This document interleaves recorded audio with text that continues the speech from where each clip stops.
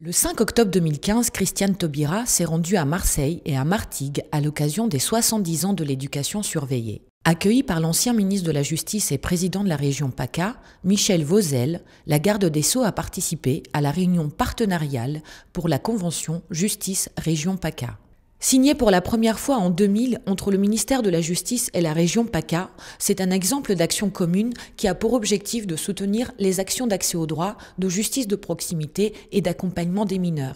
Pour fêter cet anniversaire, la protection judiciaire de la jeunesse a ouvert les portes de ses structures éducatives dans toute la France. Christiane Taubira s'est rendue à Martigues dans une unité éducative de milieu ouvert et dans un établissement de placement éducatif. L'occasion de rencontrer les équipes éducatives et les jeunes placés sous protection judiciaire.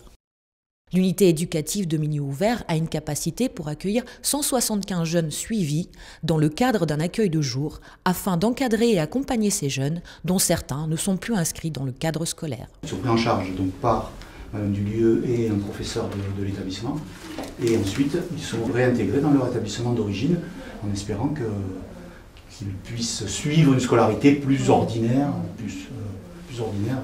à nouveau. En général, quand on les remet sur rail, on voit ça, en général, voilà, ils sont vraiment sur rail. La ministre de la Justice a ensuite visité l'établissement de placement éducatif qui accueille des mineurs âgés de 15 à 18 ans. Le foyer compte 11 chambres individuelles et une chambre double. La structure propose de nombreuses activités quotidiennes en plus de la prise en charge éducative. On est multi-activités, on a la capoeira, on a les activités nautiques pendant l'été, on a le VTT, on a le football, on a beaucoup d'activités, l'athlétisme puisqu'on participe au Challenge Michelet, au Défi 13 et au TSA, Trophée Sport Aventure.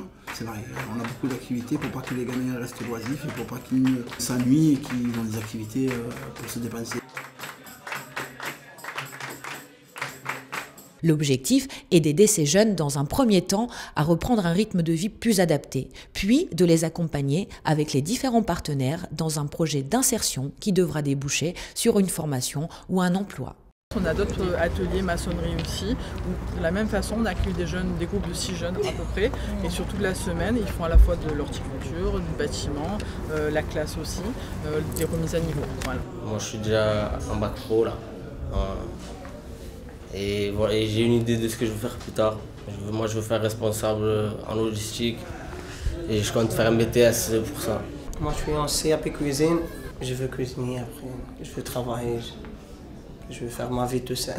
Christiane Taubira a souligné que l'efficacité de ces prises en charge réside dans leur diversité. Parce que c'est un établissement qui, d'abord, est innovant. C'est un établissement où la prise en charge a montré son efficacité.